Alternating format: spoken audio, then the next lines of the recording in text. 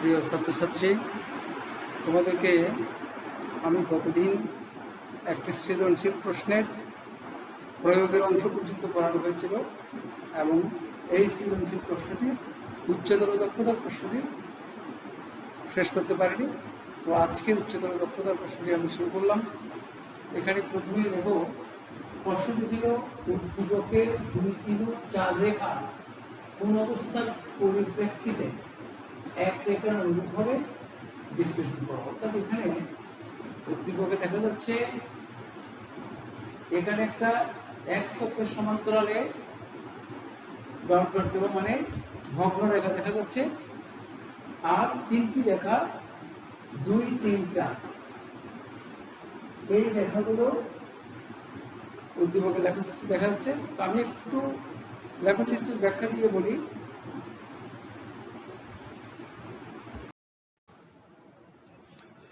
তো আমি একটু বলি এটা লেখচিত্রের ব্যাখ্যা দিয়ে। পিবি বনাম পি লেখচিত্র অঙ্কন করলে এক চক্রের সমান্তরাল যে রেখা পাওয়া যায় সে রেখাটি মূলত আদর্শ বেশি রেখা। আর একই লেখচিত্রে, তাও পিবি বনাম পি লেখচিত্রে 2 এবং 3 নং রেখা দেখা যাচ্ছে, মানে চাপ বৃদ্ধির সাথে সাথে পিবি এর মান শুধু বৃদ্ধিই পায়। অর্থাৎ চাপ বৃদ্ধির সাথে সাথে পিবি এর মান মানে আদর্শ বেশের প্রত্যাশিত মান অপেক্ষা সর্বদা বৃদ্ধি পেতে থাকে। তাহলে 2 এবং 3 নং রেখাটি বাস্তব বেশের জন্য, আবার 4 নং রেখাটি অনুরূপভাবে চাপ বৃদ্ধি করতে থাকলে প্রথম দিকে পিবি এর মান কমতে থাকে এবং একটি নির্দিষ্ট মান লাভ করার পর চাপের মান বৃদ্ধির সাথে সাথে পিবি এর মানও বৃদ্ধি পায়। অর্থাৎ চতুর্থ রেখাটিও মূলত আদর্শ বেশের রেখা থেকে বিস্তৃত হয়। তাহলে আমরা দেখতে পেলাম 2, 3, 4 তিনটে রেখায় আদর্শ বেশের প্রত্যাশিত মান অপেক্ষা, এই 3টি রেখার ক্ষেত্রে আদর্শ বেশের প্রত্যাশিত মান অপেক্ষা এই 3টি রেখার ক্ষেত্রে ভিন্ন হয়। আদর্শ বেশের প্রত্যাশিত মান অপেক্ষা পিবি এর মান এই 2, 3, 4 নং রেখার ক্ষেত্রে ভিন্ন হয়। তাই 2, 3, 4 নং রেখা বাস্তব বেশের জন্য প্রযোজ্য।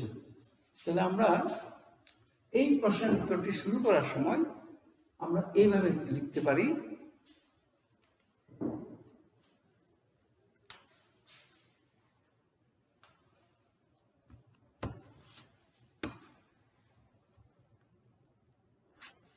এইভাবে শুরু করতে পারি আমরা, উদ্দীপকে পিবি বনাম পি লেখচিত্রে এক রেখাটি এক চক্রের সমান্তরাল, মানে এই 1 নম্বর লেখটি এক চক্রের সমান্তরাল এবং এটি আদর্শ বেশের রেখা। তো আমরা এইটুকু লিখতে পারলে হবে। যদি কিছু ডিটেলস ব্যাখ্যা দিতে চাও তাও পারো। যদি এখানে বলো যে আমরা বয়েল সূত্র মতে পিবি বনাম পি লেখচিত্র অঙ্কন করলে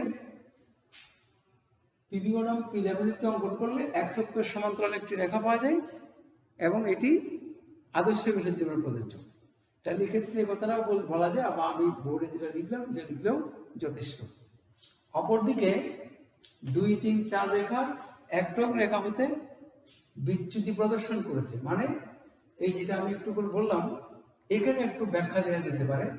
বিচ্যুতি কারণ প্রদর্শন করলো বলা যেতে পারে, এই পিবি বনাম পি লেখচিত্রে 2 এবং 3 নং রেখা পিবি এর মানে আদর্শ বেশের প্রত্যাশিত মান। আদর্শ বেশের প্রত্যাশিত মান কোনটি? যেমন পিবি এর মানে এই মানটা ধ্রুবক, এখানে 0 থেকে এই মানটি পিবি এর মানটি ধ্রুবক। অর্থাৎ আদর্শ বেশের প্রত্যাশিত মান অপেক্ষা সর্বদা বৃদ্ধি পায় 2 এবং 3 নং রেখার ক্ষেত্রে। এই জায়গায় ব্যাখ্যাটা দেওয়া যেতে পারে, বিচ্যুতি প্রদর্শন করেছে কারণ এইখানে ঠিক এই জায়গায় কথাটা উল্লেখ করা যেতে পারে কারণ দিয়ে।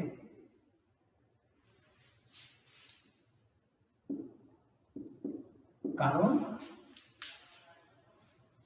2 ও 3 নং রেখার ক্ষেত্রে পি এর মান বৃদ্ধি পাওয়ার সাথে সাথে পিবি এর মান ক্রমান্বয়ে বৃদ্ধি পায়। অর্থাৎ বলা যেতে পারে আদর্শ বেশের প্রত্যাশিত মান অপেক্ষা পিবি এর মান ক্রমান্বয়ে বৃদ্ধি পায়। তাহলে এখানে তোমরা প্রশ্ন করতে পারো আদর্শ গ্যাসের প্রত্যাশিত মান কোনটি? আদর্শ গ্যাসের প্রত্যাশিত মান হচ্ছে জিরো থেকে এটা। যদি আমরা এখানে যদি 2, 4, 6, 8, 10 এভাবে করি, তাহলে পিভি এর মান হবে এখান থেকে এই মানটি হবে, এই অংশটি হবে পিভি এর মান। তাহলে আদর্শ গ্যাসের প্রত্যাশিত মান অপেক্ষা সর্বদা বৃদ্ধি পায়। সেই জন্য আদর্শ গ্যাসের রেখা হতে 2 ও 3 নং রেখা কি হলো? বিচ্যুতি প্রদর্শন করবে। আবার বলা যায় 4 নং রেখার ক্ষেত্রে কি হয়? পি এর মান বৃদ্ধি পাওয়ার সাথে সাথে এই পি এর মান বৃদ্ধি পাওয়ার সাথে সাথে পিভি এর মান প্রথমে হ্রাস পেতে থাকে এবং একটি নির্দিষ্ট মান লাভ করার পর পি এর মান বৃদ্ধি পাওয়ার সাথে সাথে পুনরায় পিভি এর মান বৃদ্ধি পায়। তাহলে এক্ষেত্রেও প্রথম দিকে পিভি এর মান আদর্শ গ্যাসের প্রত্যাশিত মান অপেক্ষা কমতে থাকে এবং সর্বনিম্ন মান লাভ করার পর পুনরায় বেড়ে পিভি এর প্রত্যাশিত মান লাভ করে পুনরায় তারা কি করে? আদর্শ গ্যাসের প্রত্যাশিত মান অপেক্ষা বেশি হয়। তাহলে 4 নং রেখাটিও প্রকৃতপক্ষে বাস্তব গ্যাসের রেখা এবং এটিও আদর্শ গ্যাসের প্রত্যাশিত রেখা থেকে বিচ্যুতি প্রদর্শন করেছে বা করে। এই কথা এই কারণের পরে এই জায়গায় লেখা যেতে পারে। তোমরা যদি আমার কথাটা ভালো করে শোনো তাহলে তোমরা এই জায়গায় লিখতে পারবে, বা না লিখলেও এখানে কোনো সমস্যা নেই, কারণ এটা সৃজনশীল প্রশ্ন, উচ্চতর দক্ষতার প্রশ্ন। মেইনলি তোমাকে এখানে 1 নম্বর রেখা, 2, 3, 4 এই রেখাগুলো কোন কেসের জন্য প্রযোজ্য এই কথাটি তুমি যেভাবে লিখতে পারো, তবে ব্যাখ্যা দিয়ে লিখতে পারলে তো ভালো হয়। তবে জিনিসটা আমি এভাবে লিখলে এভাবে বুঝালেও চলবে। আচ্ছা, এরপরে তাহলে আমাদের প্রশ্ন হচ্ছে, আমরা প্রথম চিনলাম 1 নম্বর রেখাটি আদর্শ গ্যাসের জন্য প্রযোজ্য, 2, 3, 4 নম্বর রেখা বাস্তব গ্যাসের জন্য প্রযোজ্য। তাহলে আমরা এখন আমাদের প্রশ্ন কি ছিল? প্রশ্ন ছিল উদ্দীপকের 2, 3, 4 রেখা কোন অবস্থার পরিপ্রেক্ষিতে 1 নম্বর রেখার অনুরূপ হবে বিশ্লেষণ করো। তাহলে আমরা প্রথমে লিখব, এক্ষেত্রে বাস্তব গ্যাসের জন্য প্রযোজ্য ভ্যান ডার ওয়ালস সমীকরণ হচ্ছে P plus n square by v square into v minus n equal to nRT, এবং আদর্শ গ্যাসের জন্য প্রযোজ্য সমীকরণ হচ্ছে v equal to nRT। তো প্রিয় ছাত্রছাত্রী, আমি তোমাদের একটি বিষয় বলে রাখি আগে, এখানে ভ্যান ডার ওয়ালস সমীকরণে যে চাপ আয়তন দেওয়া আছে এর হচ্ছে বাস্তব গ্যাসের চাপ, বাস্তব গ্যাসের আয়তন। আর টি আর এন এটা বলার অপেক্ষা রাখে না, এখানে টি পরম তাপমাত্রা, আর বলা গিয়েছিল এন গ্যাসের মোল সংখ্যা, আর এ এবং বি হলো ভ্যান ডার ওয়ালস সমীকরণে ভ্যান ডার ওয়ালস ধ্রুবক। এই কথাগুলো সমীকরণের মধ্যে লেখা যেতে পারে। যদি কেউ নাও লিখো তার জন্য কোনো নাম্বার কাটা যাবে না, বা টিচাররা সবাই বুঝে নেবে। একটা স্টুডেন্ট যখন একটা সমীকরণ লিখতে পারবে এখানে রাশিগুলোর মান, এক্ষেত্রে না বললে চলবে। এবার আদর্শ গ্যাসের সমীকরণে পিভি ইকুয়াল টু এনআরটি, এখানে একটি কথা মনে রাখো, এখানে যে পিভি ইকুয়াল টু এনআরটি সমীকরণে কথা বলা হয়েছে, এই মানগুলো পিভি হচ্ছে তোমার আদর্শ গ্যাসের চাপ, আদর্শ গ্যাসের আয়তন, টি আর এন এগুলা পরম তাপমাত্রা, মোলার গ্যাস ধ্রুবক এবং মোল সংখ্যা। এই কথা বললে এখানে চলবে, বা এটা আলাদা করে বর্ণনা দেওয়ার কোনো প্রয়োজন নেই। তাহলে আমরা এখন এখানে প্রশ্ন হচ্ছে 2, 3, 4 নং রেখা কি রূপে বা কোন অবস্থার পরিপ্রেক্ষিতে 1 নং রেখার অনুরূপ হয়। তাহলে আমরা প্রথমে লিখব যে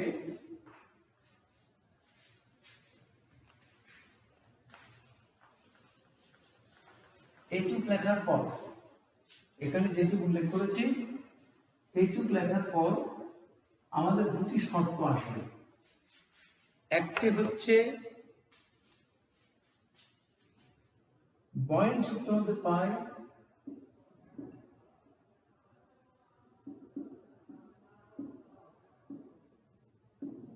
বয়েল সূত্র মতে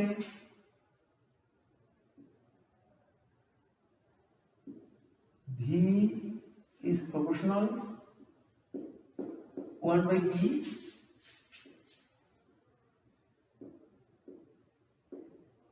যখন T ও M স্থির, এটা আমরা জানি বয়েল সূত্র মতে, এবং চার্লসের সূত্র মতে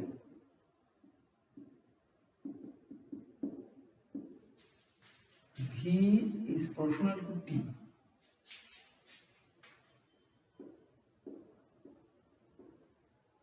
যখন P ও এন স্থির। প্রিয় ছাত্রছাত্রী একটু খেয়াল করো, প্রশ্নে বলা হয়েছে কোন অবস্থার পরিপ্রেক্ষিতে, এই অবস্থাটি আমি এখানে তোমাদের দেখাবো। দেখো, প্রথম যদি আমরা চাপ, একটু খেয়াল করো, চাপ যদি বয়েল সূত্র মতে চাপ যদি নিম্ন হয় আয়তন বৃদ্ধি পায়, আবার চাপ যদি হ্রাস পায় কমে যায় তাহলে আয়তন বৃদ্ধি পায়। চাপ যে সূত্রে বলেছে কি B=T, মানে তাপমাত্রা বৃদ্ধিতে আয়তন বাড়বে। তাহলে আমরা এখন দেখো এই ভ্যান ডের ওয়ালস সমীকরণ যেটা লিখলাম, এই সমীকরণটিতে এই যে ভি একটি রাশি আছে, দেখো ভি রাশি আছে, পি বা অন্যান্য রাশিও আছে, যাই হোক এই যে ভি রাশিটি কোন অবস্থার পরিপ্রেক্ষিতে মানে ক্ষুদ্র মানে পর্যবেসিত হবে সেই হিসাবটা আমরা করবো। তো এখানে একটু করে দেখো, চাপ যদি নিম্ন হয়, এই অবস্থাটা এখানে নিম্ন চাপে,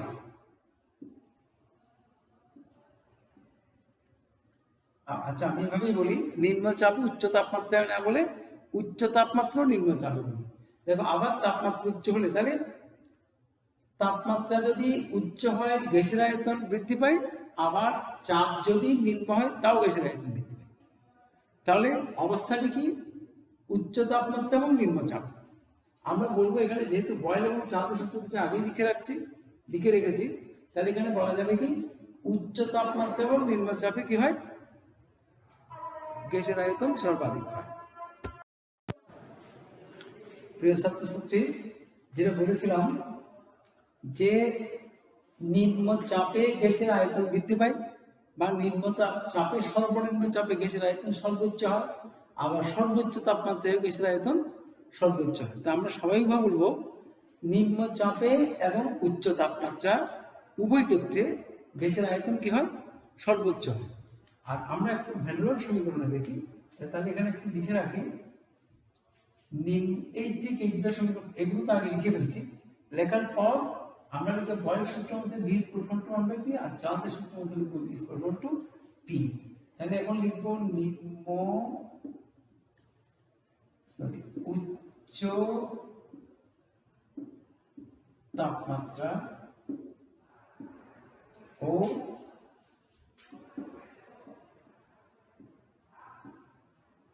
নিম্ন চাপে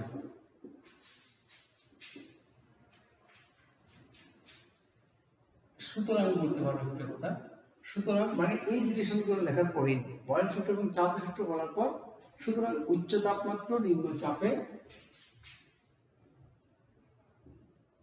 গ্যাসের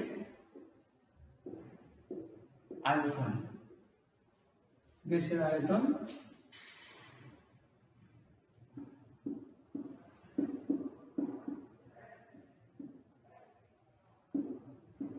সর্বাধিক হয়। এই অবস্থার প্রেক্ষিতে প্রশ্নে বলা হয়েছে কি কোন অবস্থার পরিপ্রেক্ষিতে, তোমাকে স্টেম বুঝতে হবে। স্টেম বুঝে স্টেমের সাথে সৃজনশীল যে প্রশ্নটা করলাম প্রশ্নের একটা যোগসূত্রতা স্থাপন করতে হবে। এখানে কোন অবস্থা বলতে এই অবস্থা যে বয়েল এবং চাপের সূত্রে বয়েলের সূত্র আর চাপের সূত্র লিখবো, লেখার পর বলবো যে সুতরাং উচ্চ তাপমাত্রা ও নিম্ন চাপে গ্যাসের আয়তন সর্বাধিক হয়। এই যে উচ্চ তাপমাত্রা এবং নিম্ন চাপে তাপমাত্রা উচ্চ হলে গ্যাসের আয়তন সর্বাধিক হবে, আবার চাপ নিম্ন হলে গ্যাসের আয়তন সর্বাধিক হবে।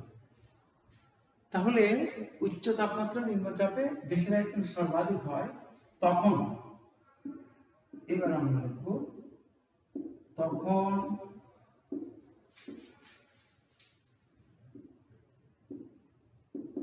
ভ্যান ডের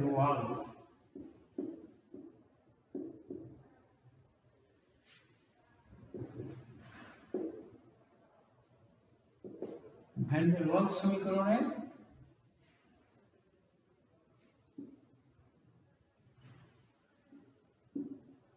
ভ্যান ডের ওয়ালস সমীকরণের শুদ্ধি রাশি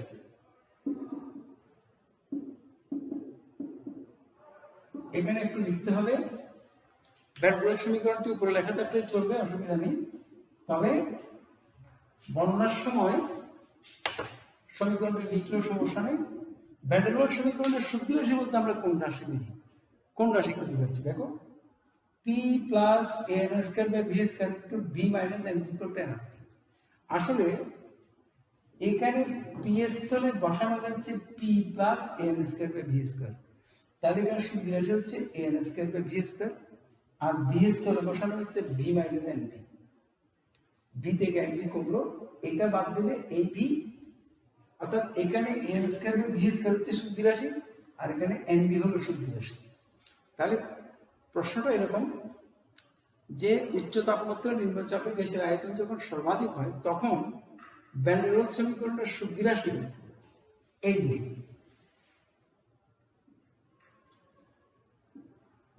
N square by V square অতি N square by V square এবং এন ভি অতি ক্ষুদ্র মানে, অতি ক্ষুদ্র মানে পর্যবেসিত হয়। অতি ক্ষুদ্র মানে পর্যবেসিত হয়। এটা বিষয়টা কিরকম দেখো, আসলে এটা একটু বুঝার ব্যাপার। ভি এর মান বারবার বলছি, চাপ এবং তাপমাত্রা বৃদ্ধি পেলে গ্যাসের আয়তন বৃদ্ধি পাবে, চাপ হ্রাস পেলে গ্যাসের আয়তন বৃদ্ধি পাবে। এই অবস্থার পরিপ্রেক্ষিতে গ্যাসের আয়তন যখন বাড়বে, এই একটু খেয়াল করো, ভ্যান ডের ওয়ালস সমীকরণের শুদ্ধ রাশি N square by V square অতি ক্ষুদ্র মান কেমন করে হবে? গ্যাসের আয়তন বাড়লে ভি এর মান বাড়লো প্রথমে, তার উপরে এটা আবার তার বর্গ, তাহলে এই মানটি হর অংশের মানটি অনেক বৃহৎ হওয়ায় এই তো ভ্যান ডের ওয়ালস ধ্রুবক অতি ক্ষুদ্র মান, এন এর মানও ধ্রুবক, 1 মোল 2 মোল 3 মোল 3 মোল যায়নি, সে মানটা ধ্রুবক। তাহলে এন স্কয়ারকে ভি স্কয়ার দিয়ে ভাগ করলে এই মানটি এন স্কয়ার বাই ভি স্কয়ারের মান হবে তখন অতি ক্ষুদ্র মান। অতি ক্ষুদ্র মানে এই N square by V square এভাবে লিখি আমরা, এন ভি এর কথা পরে লিখবো, N square by V square অতি ক্ষুদ্র মানে পর্যবেসিত,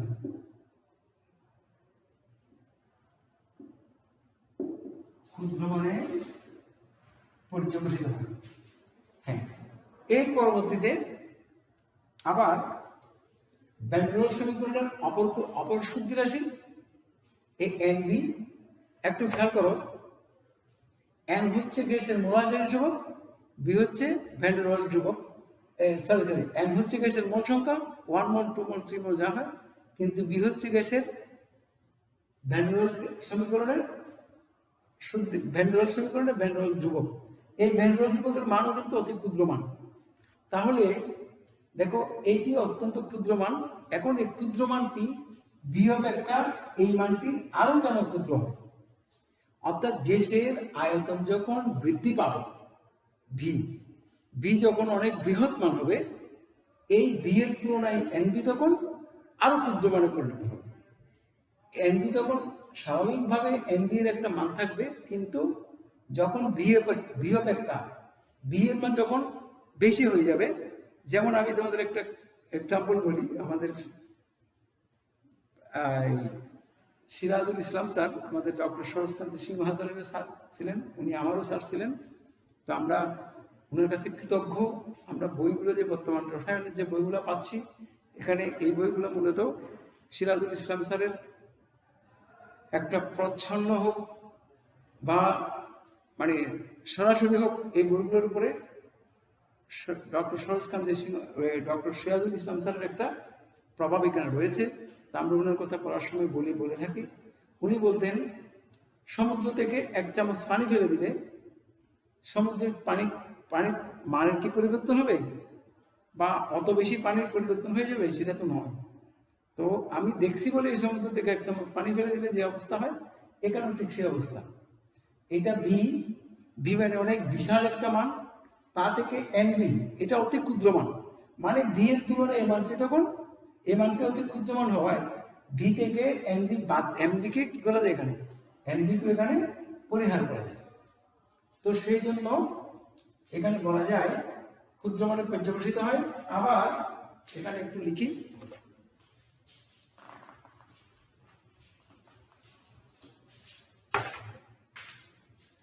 আবার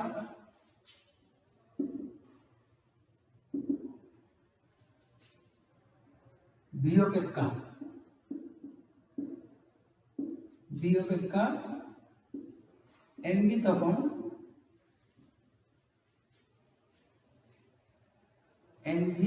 এনভিও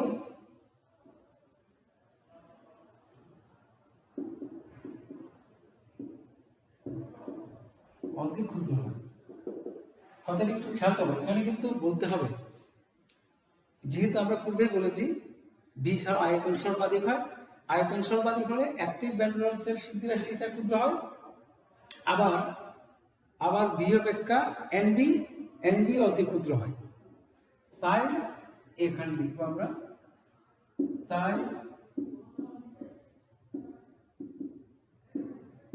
ভ্যান ডার ওয়ালস সমীকরণ হতে শুদ্ধি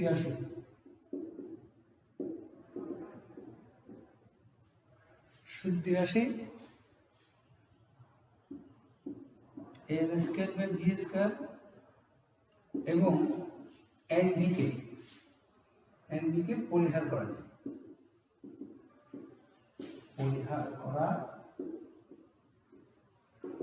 পরিহার করা যায়। তাহলে এখন আমরা পূর্বে ভ্যান সমীকরণ লেখা ছিল, ভ্যান সমীকরণ থেকে যদি আমরা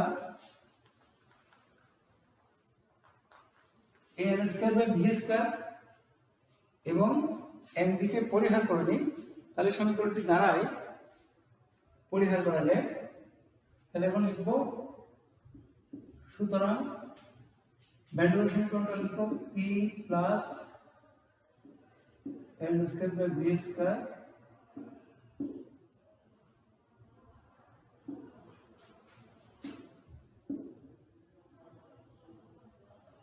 এটা ভি একটু ভি মাইনাস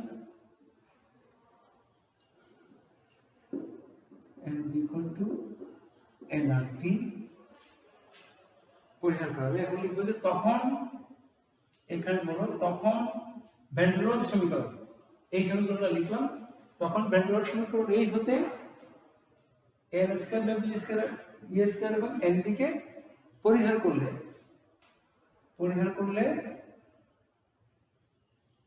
হ্যাঁ N square by V square এবং এনবি কে পরিহার করা যায়। তাহলে আমি ভ্যান ডার ওয়ালস সমীকরণটা লিখবো, লেখার পর বলবো যে শুদ্ধি রাশি দ্বয়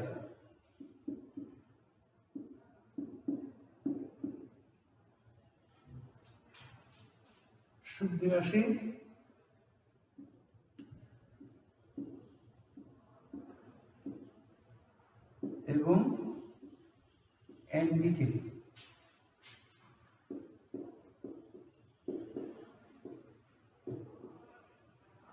পরিহার করলে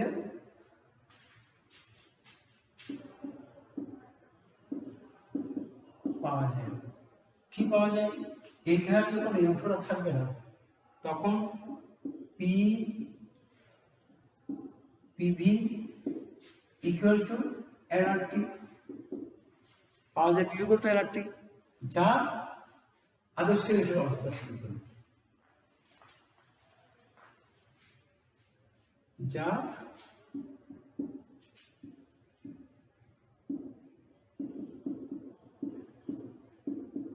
আদর্শ গ্যাসের সমীকরণ। অর্থাৎ কি, ভ্যান ডার ওয়ালস সমীকরণ শুধুমাত্র উচ্চ তাপমাত্রা এবং নিম্ন চাপে কি করলে, উচ্চ তাপমাত্রা এবং নিম্ন চাপে পিভি ইকুয়াল টু এনআরটি সমীকরণে পরিণত হয়। তাহলে এইভাবে এই বাস্তব গ্যাসের রেখা 2, 3, 4 রেখা, বাস্তব গ্যাসের রেখা সমূহ আদর্শ গ্যাসের রেখায় পর্যবেসিত হয় বা আদর্শ গ্যাসের রেখা অনুরূপ হয়। তাহলে লিখবা যে এই কারণে এটা একটা সংশ্লেষণ, এই কারণে এই কথাটা স্পষ্ট করে বলে দেবো, উচ্চ তাপমাত্রা ও নিম্ন চাপে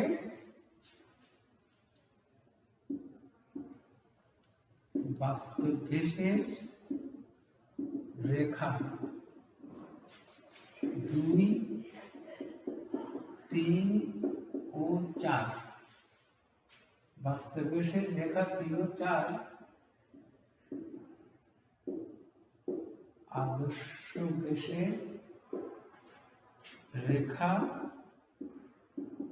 1 এর অনুরূপ হয়। প্রিয় ছাত্রছাত্রী খেয়াল করবে, উচ্চতর দক্ষতায় সবসময় প্রশ্ন আগের এই যে আমরা যা লিখলাম এখানে, এগুলো সবগুলো মূলত বিশ্লেষণ, পরবর্তীতে এক লাইনের সংশ্লেষণ। তখন প্রশ্নটা কি চাওয়া হলো তার দিকে থাকিয়ে উত্তরটা করবে এবং শেষে এক লাইনে লিখে বুঝিয়ে দেবে যে এই কারণে এই কাজটা হলো, মানে যাতে বুঝতে কারো সমস্যা না হয়। তো আমার মনে হয় এই প্রশ্নের উত্তরের জন্য আমি শুধু একটা ক্লাস নিলাম। তো এখানে দুইটি প্রশ্ন মনে রাখবা।